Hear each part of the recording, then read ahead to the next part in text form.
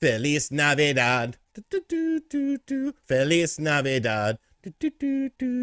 Feliz Navidad. Prospero año y felicidad.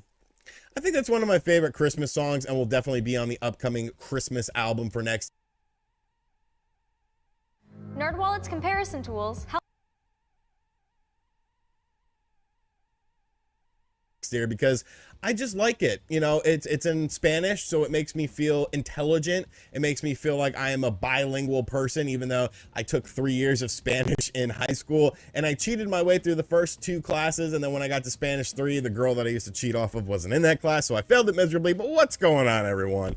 Welcome to the RGT85 channel. Hope everyone had a great holiday season. I know I did, but of course, we've got some stuff to talk about. We're going to talk a little bit about how Kringle ruined Christmas in a roundabout way. And there's some Nintendo Switch eShop games that are on sale right now that I definitely want to talk about. Was going to do a full video, but I'm kind of tired, and plus it kind of ties in with the first story. So if this is your first time on the channel, be sure to hit that subscribe button, like, and share the video. Stick around to the end of the video when I give you an update on the Children's Miracle Network video that we did a couple days ago on the channel. But without any further ado, let's talk about what's going on in the world of video games. And Kringle, you fat bastard, you are out here ruining Christmases. Now, granted, your systems to get. Nintendo was well prepared for the holiday season, well prepared for the fact that people will want to buy video games every Christmas because, I mean, that's just kind of how it works. And of course, the Nintendo Switch had the advantage over the PlayStation 5 and the Xbox Series X with a lot of availability. But with availability and with a large spike in sales, you tend to see something. The eShop crashes. And over the Christmas weekend that we are currently stuck has been an absolute nightmare. Just navigating it, downloading updates, because Kringle, he gave out too many Switches, man. You fat son of a bitch. What are you doing? You're out here ruining Christmases when you're supposed to be making Christmases great. Now, of course, we could all say that this is because of the digital age. You have to update your system on day one. You have to download certain games and all that crap. And it definitely sucks. If you go on the Switch eShop right now, at the time of the filming of this video, it's pretty stable. It's okay.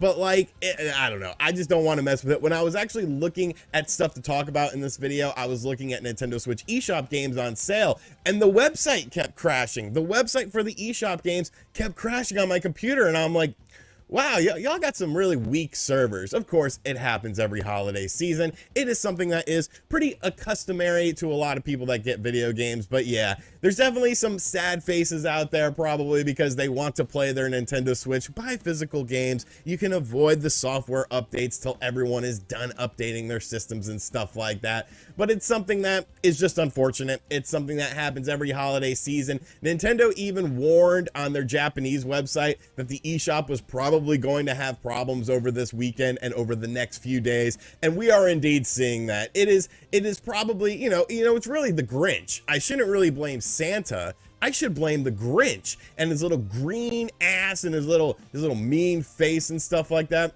I didn't like the Grinch Jim Carrey movie. I remember I was 13 and we saw that the day after Christmas. We all went to the movie theater, and I remember like shouting, "This movie sucks!" And my mom like pinched me really hard because I don't know, I just didn't, because you're gonna have to get the eShop up in order to buy these games that I'm going to talk about next. I was going to do a full video talking about eShop sales, but honestly, I'm just a little tired. I just kind of want to hang out and veg out today because, you know, when you get an adult, holidays get a little bit different because you're the one like giving gifts and you're the one setting up gifts. I bought my grandma a robotic vacuum cleaner, and like teaching her how to use that was kind of difficult, but the more I taught her, the more I realized I wanted this, so I ended up buying myself one at definite must-owns. The first game is Ys 8. This is the cheapest I've ever seen it at $19.99. This is my favorite action RPG on the Nintendo Switch.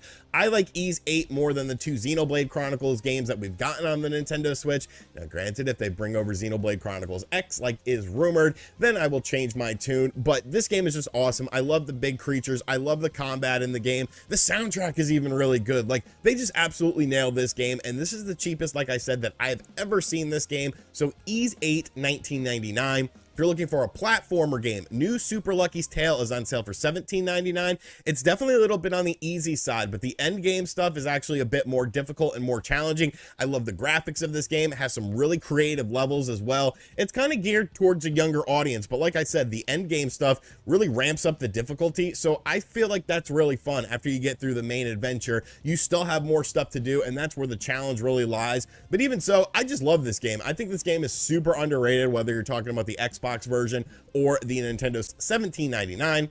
Streets of Rage 4, probably the greatest beat 'em up game in recent memory, is on sale for $14.99. This is also the cheapest I've ever seen it. Great game. Just a great game. So many callbacks to the original Streets of Rage. They're constantly adding in stuff with updates and DLC. You also, of course, have the ability to play online or in local co-op as well, which really adds to the quality of the game. It looks great. It sounds great. It plays great. I remember so many people were poo-pooing on the graphics of this game. You know, the graphics look like crap. And I was like, no, I think it's something you have to see in motion. And once you see it in motion, you're like, wow, this game looks phenomenal. Wrestling Empire is on sale for $9.99. I actually did a video on this when it initially came down, and you know what? This is the game that I actually played all weekend over at my grandma's house, because I love this game. I love to do random matches. You could do like a wrestler career, or you could do a booking career, and I've been doing like exploding death matches and stuff like that, and all my people are getting injured. People are trying to no-show my events, and I'm firing them, and I'm stealing people from other companies. It's awesome. If you're a wrestling fan, I think you'll really enjoy this game. I would say the game itself, as far as the wrestling portion of it, as far as doing a match, it's not the greatest in the world, but there's so much other stuff to do that I think makes it really fun. And at $9.99, you're going to get a ton of. Plus, the creator M. Dickey is constantly adding in new stuff to the game as well, such as new moves and stuff, which was one of my initial complaints in my initial video. Blair Witch is on sale for $8.99. I really like this game. You know, it's a standard first-person perspective Outlast style survival horror game. Maybe at the $30 price point it was a bit too much, but I think at $8.99 it tells a good enough story, it runs good enough, and you know, it's Blair Witch, but it's not really Blair Witch. You know, you kind of have to play it to understand it, but I think this is a pretty solid title. Plus there's a dog in the game, and I like dogs. More dogs in games, less cats.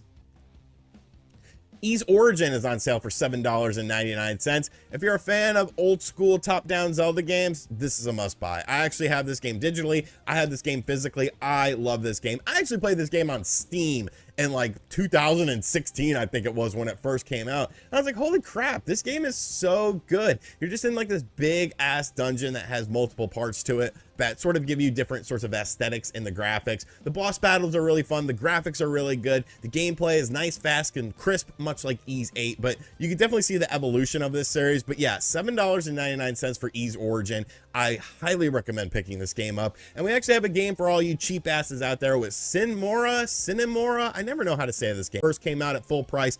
I loved it. I thought it was a super good game. I don't understand why so many people don't like this game when it first came out, but this game is awesome. Don't listen to like the mainstream media who said that this game was disappointing, because it's an awesome vertical or horizontal shooter that I think is really good. And plus it's cool because it has like a story into it. You know, usually when you play a shoot 'em up game, it's just like, okay, blast through the levels, kill the boss, move on. But there's actually kind of a deep story in this game that I think really adds to it. I don't know. I think this game is super good. And at $1.99, this is definitely a great game. If you're not looking to break the bank of this holiday season, you got a Nintendo Switch eShop card, you want to spend some money and buy some games, pending you can log into the eShop, Cinemora EX for $1.99. Definitely a highly, highly recommended title. Alrighty, so that is going to do it for today's video, but before we go, I want to give you guys an update on the Children's Miracle Network video that I did a couple days ago, and I mean, it didn't do great. It didn't do great views-wise, but I kind of attribute it to two different factors. One, it was the holiday season. Probably a lot of people were traveling. And two, I feel like maybe some people thought it was like something that it wasn't because of the title of the video or whatever. But I totally understand it. You know, I totally get it. It is all good. I want to give a thank you to everyone who watched that video, everyone who shared that video. AEW superstar Jamie Hayter. What's up, babe? She actually shared out that video too. She's a friend of mine, really good person. So thanks. Said we were going to do a $500 minimum regardless of how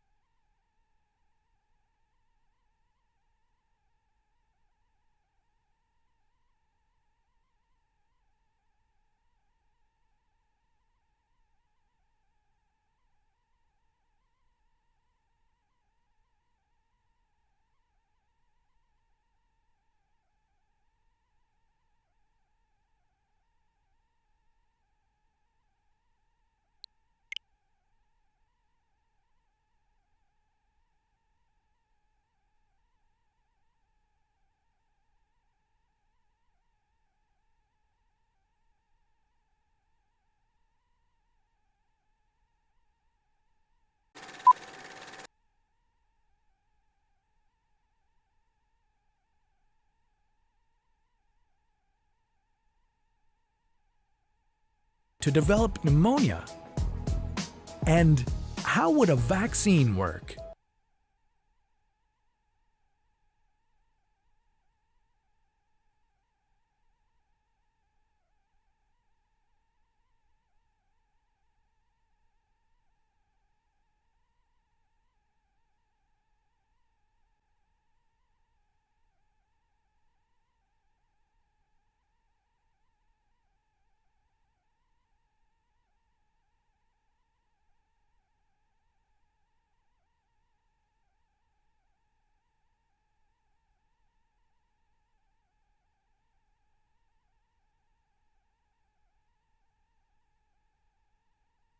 I've spent the last year remastering classic games into new 3D styles, and next on the list was the original Pokemon games. And while Nintendo did just release their Diamond and Pearl remakes with 3D graphics, it was more like a 2.5D game. I wanted to be able to explore the world of Pokemon in full 3D, so I did exactly that. And these projects keep getting bigger and bigger, so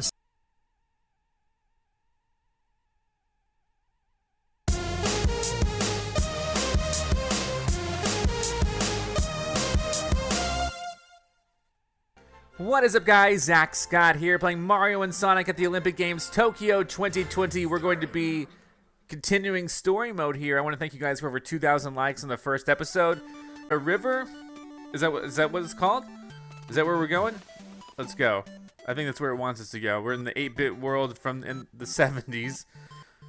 All right. Mario, I figured out where to find Bowser.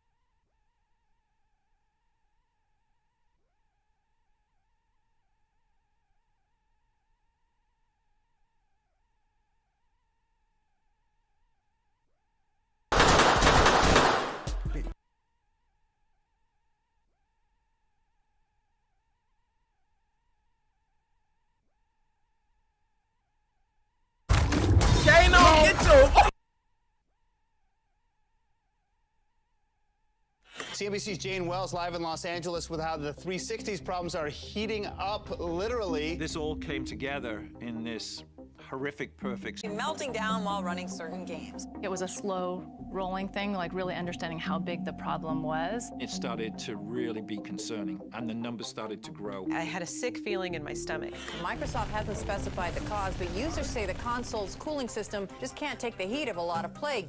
We were just having fun.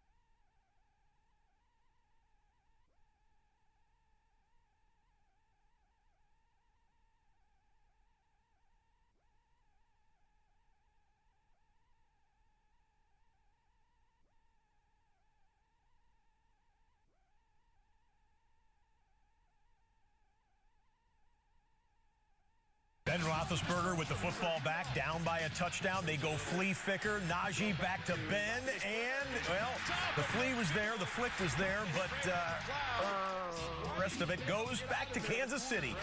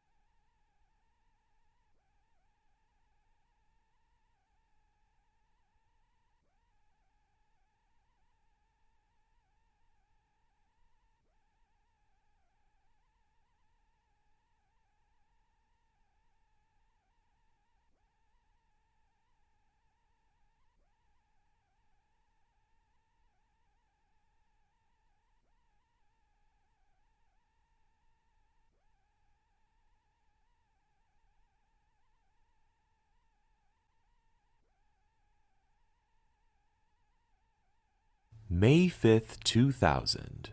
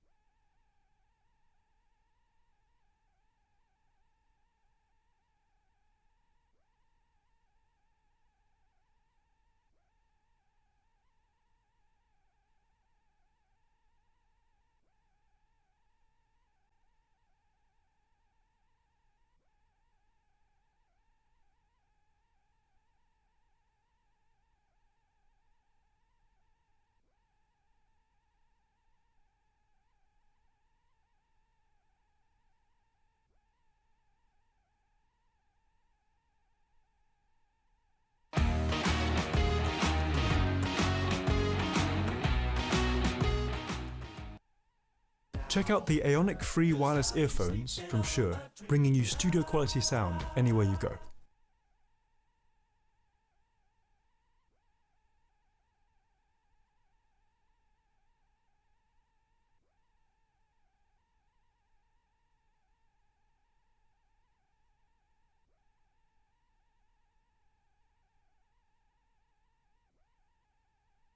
Hello guys and gals, me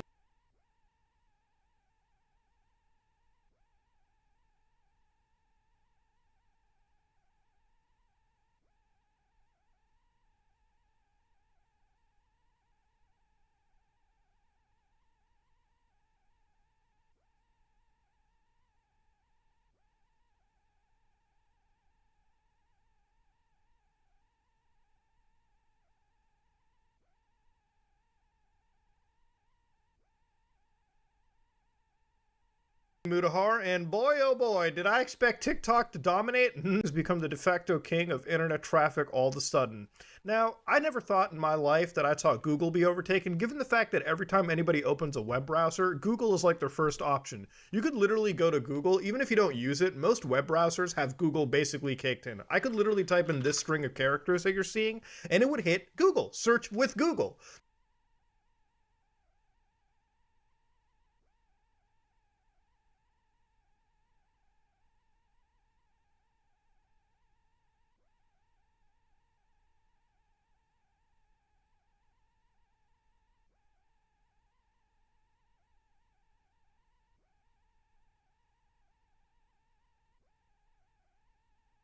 So I think Google is like probably one of the most viewed platforms, period. Now, immediately in my head, I kind of looked at this whole article the other day, like every article was like TikTok ousts Google, and I thought maybe it's a little sussy-wussy, if you will. But, you know, maybe it's not. You know, if you think about China being one of the biggest countries in the world and one of the biggest havens for like tech and like China is becoming a richer country as the years pass. Okay, that's no doubt about it. People are getting access to the internet, and so a lot of the tech companies, Hollywood, a lot of big firms are now catering to Chinese users simply because there's a lot of money to be made in China. Okay, you know why? Because people could type in the word Tiananmen Square and be absolutely blown away. In fact, the fact that Google recognizes Taiwan as a free country is enough for it never to operate in that side of the world. Now, that said though, TikTok operates everywhere. TikTok is allowed in the United States, it's allowed in Brazil, it's allowed in Antarctica, I'm pretty sure, and it's allowed in China, under the name Douyin. So basically, people from all over the world rot their brain with this fucking internet cancer constantly. And that makes sense. When TikTok is allowed in the largest population center of the world, and it's only banned in India, where let's be factual, 50% of the country can't even afford a cell phone, and the ones that can already struggle with that and the internet. Okay, it's a population that's getting there. TikTok, of course, is going to be one of the most viewed platforms in the world. In fact, if you go to their Play Store page right here, you can see that they've got 43.5 million votes. Okay, nearly 5 stars. I'm sure there's nothing sus going on there. Goddamn. But of course, if you go down, they've got 1 billion plus downloads, okay? So anytime you see an app with 1 billion plus downloads, it's big, okay? It's huge. And I don't know where they're charging $249 an item. That needs to stop.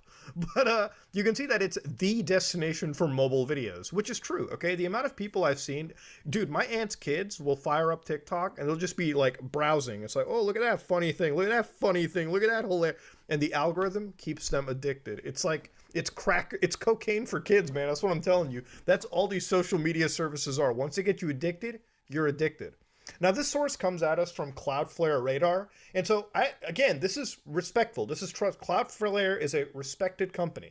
This isn't Fake Science Monthly coming up with this out there, okay? I wouldn't be making this video if, like, The Verge was talking about it. The Verge was like, do you know TikTok dominates? Yeah, if they can figure out how to build a computer first, then we can talk about everything else. Why not?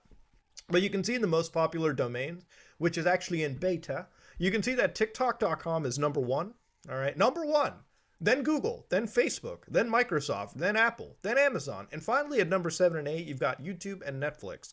And these are big things. Netflix is already a big bandwidth strain for a lot of countries, okay, to the point where, like, even in South Korea, because of Squid Game, so many people were watching the show that the one ISP that they were working with literally filed a lawsuit simply because they were getting bombarded with requests. And obviously they were like, Netflix, you better pay us a lot more than what's already going on with the amount of traffic being charged. And that's true. I think that makes sense. Even YouTube, which is slightly above Netflix simply because it offers free content just to sign on to, makes sense. But why are they number 7 and 8 and TikTok is 1? That's because these are 2 services that are not allowed to operate in China, meaning that they're already cut off from the largest group of people on the planet. And when you have, for instance, Roblox has a Chinese variant to it, okay? Games like Rainbow Six, games like various online games, if they exist in China, have their own servers and their own brands and their own censorship that are going, simply because they want to operate in that country, they want to make the millions, if not billions of dollars, but they also have to comply with really strict CCP rules.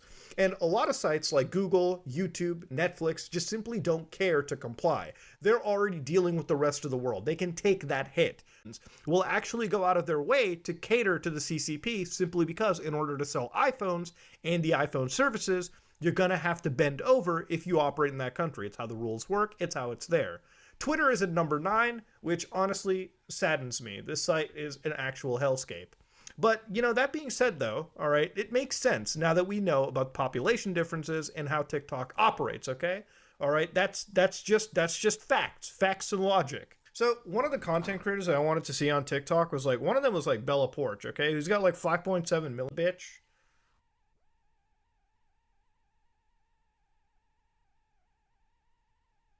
Meet Self. We're about building your credit.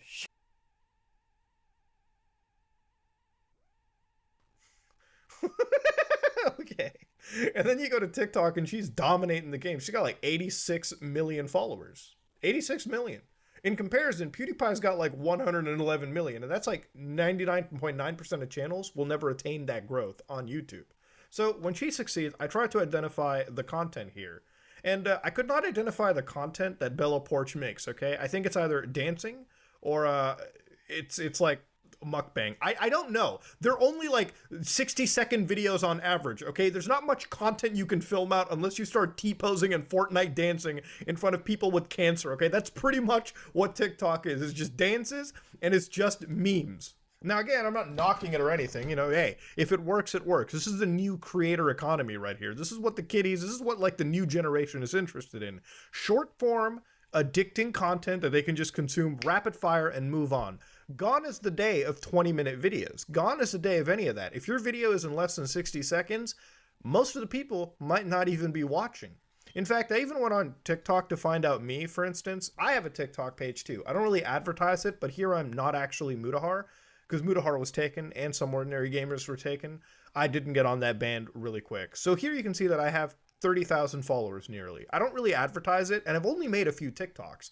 And I think what's really sus, and I talked about this with my podcast host, Umpovale, where it seems like TikTok may actually have a method to get people addicted to creative content. And the way that it works is, when you post content, like Here I made like a video, and then I made like another video, which got like 318,000 views. I don't know why this hit 318,000 views. I didn't put it in the For You page. I didn't put it in anything, but it got 54,000 likes. So I just literally talked about Discord malware hitting one VM to another VM. How that managed to hit, I have no idea. But I haven't continued to make TikTok content simply because I don't really care too much for it. I rather make these videos and have more fun doing that. I don't really know if I have the chops to make 60-second meme videos. Or at least that's what I thought. Because when you go to TikTok and you type in the word Mutahar, you'll find out that, boy oh boy, there are some videos out here that dominate even my main YouTube channel. For instance, this one right here, which is done by footballers, okay? Like people who are talking about, quite literally, Stoke City and Liverpool. Stoke City's dominating Liverpool right now. I don't know much about football, but my laugh alone was enough to get 3 million views or plays on this TikTok channel. That's like high video views for me. That's like some of my most highly viewed videos are just touching 3 million and above. That's big. That's massive. And like, if that's just one video, there's another one where I look at Roblox, 1.5 million plays. Look at this shit. Dude, like a clown I'm fighting. Get out of here. Oh no. Oh no. Look at the reflections there. Somebody's like, you use NASA PC. Dog, that is quite literally just a screen space shader. But then again, you can tell the average age of the audience here. This one is for you, Daddy, not actually Mutahar. What is this? What am I looking at here? She's playing Tunuk Tunuk Tunuk with Delaire Mendy going on. What is she? Is this like a spanky paddle? Oh my god, it's a little spank and love paddle. Daddy Muta. God damn. It's probably something to do with cookies and stuff, and I'm just making it really dirty. But you see what's happening? I'm falling into the TikTok addiction right now, which is why I'm going to stop. I've honestly found out that if I just literally laugh to like cringe on TikTok, I could probably dominate it as one of the leading platform creators. But see, that's where content is headed to, ladies and gentlemen. It's headed to like 30-second short form videos where it's just mimetic, I guess. Now, I kind of understand that with TikTok, and this is my final thoughts, is I genuinely feel TikTok succeeding in a lot of ways because at the moment, YouTube is becoming a much more hostile place for creators, in my opinion. You know, we already saw Totally Not Mark getting hit with like 150 something copyright claims, but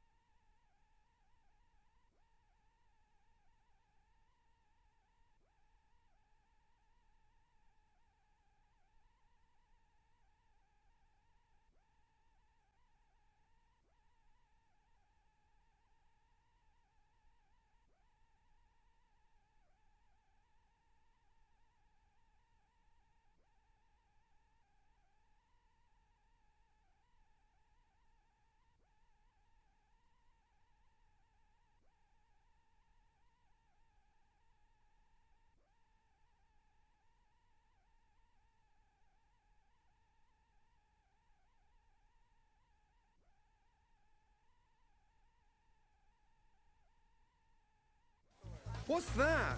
To the slaughter. What the fuck is that? Missy!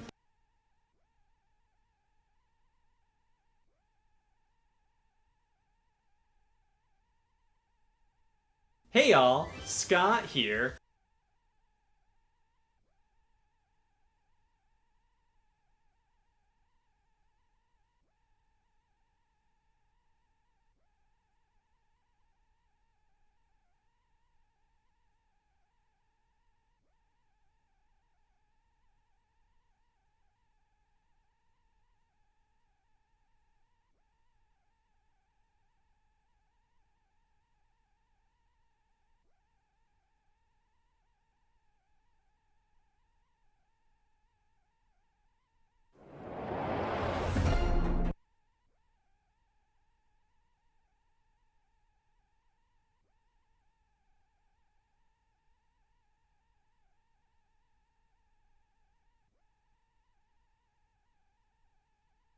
Hey y'all, Scott here.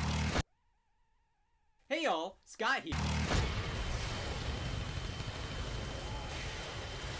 Woo! Sorry about that. It's just, we're talking wars today. And I know what you're thinking, so I'll stop you right there. No, we're not talking about the Lebanese Civil War or the Yom Kippur War. We're talking console wars. A new console for self-proclaimed wusses launched recently, and many have discussed where it may fit within the current console race. But before we delve into that discussion, let's talk about console races of generations past. The first generation of cartridge-based console wars was a crowded one. There were a handful of competitors in the market ranging from the Odyssey 2 to the Vectrex, but the main three most will remember was the Atari 2600, Intellivision, and the ColecoVision. The Atari 2600 reigned supreme mainly due to the big-name games that appeared on it. Atari garnered most of the top arcade games on the console with hits like Space Invaders, Pong, Missile Command, Centipede, Asteroids, and Pac-Man. These titles weren't the best versions of said games, but they were close enough to make the Atari 2600 a better buy for most consumers. The Intellivision sold decently, selling around 3 million units, but didn't have as many big-name games on it as the 2600. Mattel positioned the Intellivision as a console for the more mature audiences, focusing on more complicated controls and sports games. Mattel pushed hardware more than software with multiple peripherals and console revisions, so it failed to really pose much of a threat to Atari and faded away once the video game crash of 1983 came along. The ColecoVision's game library consisted of a lot of the hidden gem arcade games that weren't on the 2600, and they even got the license to make and pack in Donkey Kong with the console. However, it came out too close to the video game crash of 1983, thus it didn't have enough time to put much of a dent in Atari's install base or garner much of a market of its own, selling around 2 million units. Nintendo came to the burning building known as the video game industry in America and put it out with a little thing called the Nintendo Entertainment System. The main competitors it had during this generation were the Atari 7800 and the Sega Master System. The Atari 7800 flopped pretty hard in comparison to the NES for a couple of reasons. The power of the system was years behind, as it was originally stated to release in 1984, but was shelved due to the disinterest in video games at the time. Also, the games on the platform were mainly in line with the titles released on the Atari 2600, with the majority being arcade games. Doesn't look as good when you're being compared to massive games at the time, such as The Legend of Zelda or Super Mario Bros. The Sega Master System was a great success in European territories, and especially Brazil. However, outside of Europe and Brazil, the Master System failed to achieve an audience. Marketing was pretty poor, and the game library just didn't hold a candle to the NES's. This was due to a lack of third parties on the Master System, as Nintendo basically held a monopoly on the video game industry, forcing third parties to contractually obligate to only make games for Nintendo platforms. With this, Nintendo was basically unstoppable this generation, with Atari and Sega together not even selling half of the NES's 61 million units sold. One of the most infamous console wars to ever transpire was the Sega Genesis and Super Nintendo. Sega developed the Genesis as a competitor with the original NES, releasing in 1989. Sega mainly focused on more hardcore, mature titles, such as sports games and arcade, and Sega was for the older ones. Nintendo fired back by releasing the Super Nintendo. It was superior to the Genesis in almost every way, except for the speed of the CPU. Sega used this to their advantage by marketing that their console had blast processing while the SNES didn't. This was a bunch of marketing fluff, and blast processing doesn't actually mean diddles. Nintendo and Sega kept on pumping out game after game trying to one-up each other. The problem Sega ran into, however, was that they freaked out over specs and decided to release hardware add-ons to increase the power of the Genesis. These add-ons turned out to be the infamous Sega CD and Sega 32X. This made the Genesis seem weak in comparison to the Super Nintendo, as it felt like Sega had to overcompensate for the weak power of the Genesis. It didn't help that these two add-ons really didn't add much to the console other than a headache. Neither had a ton of standout titles and really just made it easier for Nintendo to fire back at Sega in advertisements. When Donkey Kong Country came out, Nintendo specifically highlighted the pre-rendered 3D graphics, as they said you wouldn't need a 32-bit or CD add-on for the game. In the end, while it was a tight race, the Super Nintendo beat out the Genesis, selling 49 million compared to 30 to 36 around online. At 1-800-CONTACTS, we're here for people like Shauna, heroic master of the budget, with our budget-loving best price guarantee, which means that in the unlikely event you...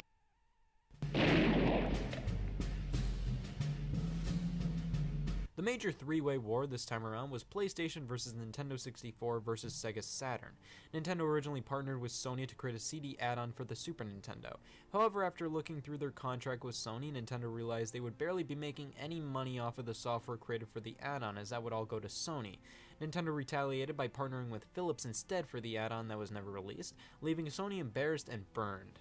Thus, Sony took the experience they accumulated while working on the SNES CD to create their own platform, the PlayStation. They were able to make an affordable CD-based game system with a good amount of titles to boot.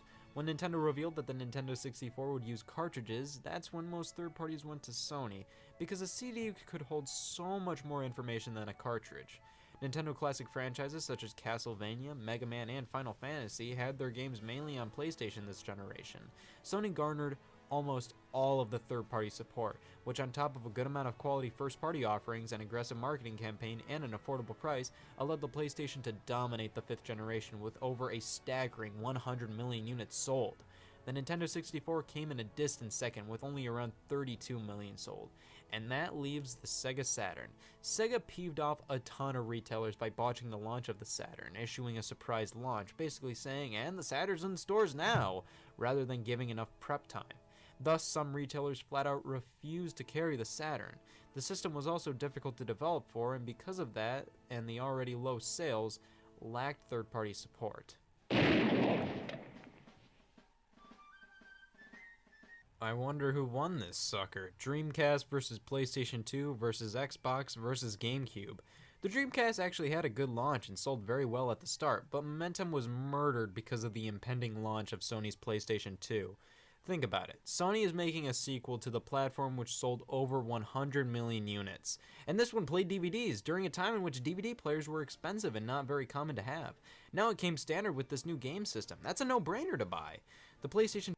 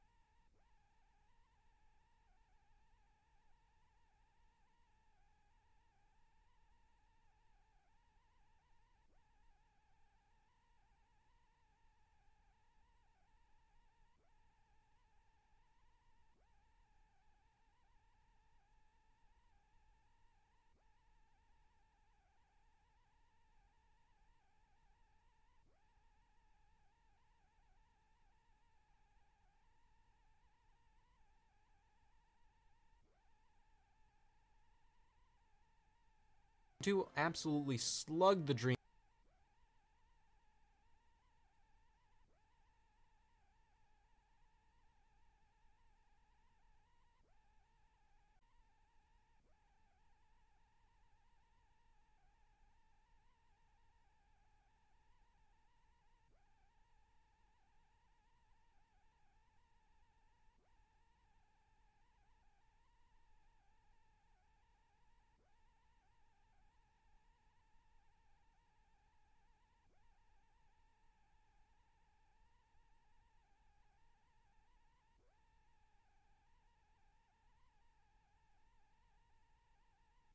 sales compared to the Xbox and the GameCube. With the Xbox, that platform had a lot going for it in comparison to the PlayStation 2. Most multi-platform games actually looked better on the Xbox and had extra features. The system could play DVDs, though required a DVD remote accessory, but I think the main reason it failed to beat the PS2 was brand recognition. Nobody knew what the Xbox was, so it was more viable to go with the PlayStation 2. And Nintendo decided to focus on drooling instead of making educated business decisions and went with mini DVDs as the GameCube's disc format instead of actual DVDs. This meant not only the GameCube couldn't play movies, but also had a hard time fitting a fair amount of multi-platform games on a disc, so third-party support just wasn't as good as the PlayStation 2's or the Xbox's.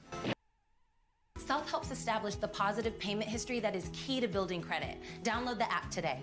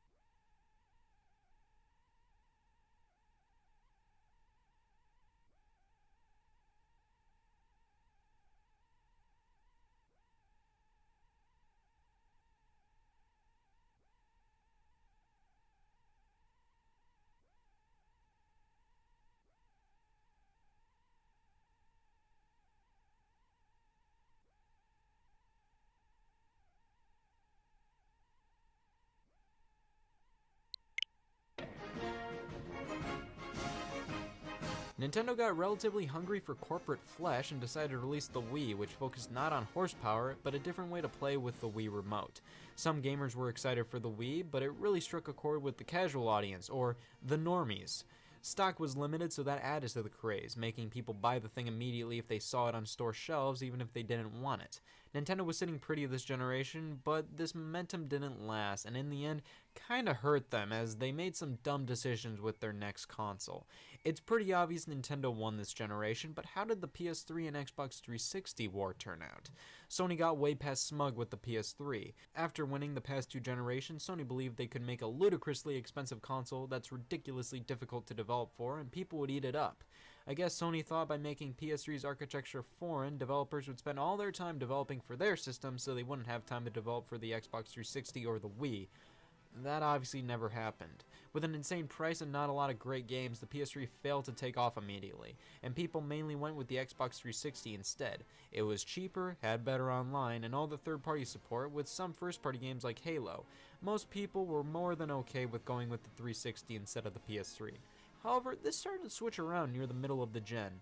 Sony flipped on their attitude, completely rebranding the PS3 with a new design that was leagues cheaper, and a new focus rather than media playback on the console, good games. Sony started pumping out game after game for the platform, and the PS3 garnered a stellar library by the end of its life. Microsoft started to focus on things like multimedia features and connect with the 360, and Sony just started to look better and better to some gamers. In the end, they were pretty neck and neck, both selling around 84 million units. And now we come to the current console race, PS4 versus Xbox One versus Wii U versus Nintendo Switch. The Wii U was announced first in 2011 and really didn't wow anybody over other than some Nintendo fans. At a less than stellar price point with little third-party support and a gimmick that just failed to capture anybody's attention, the Wii U failed, and it failed hard. Selling around 14 million units, it's pretty obvious why Nintendo released a new console this year. The PS4 has been the king of this generation so far, and it's pretty easy to see why. The Xbox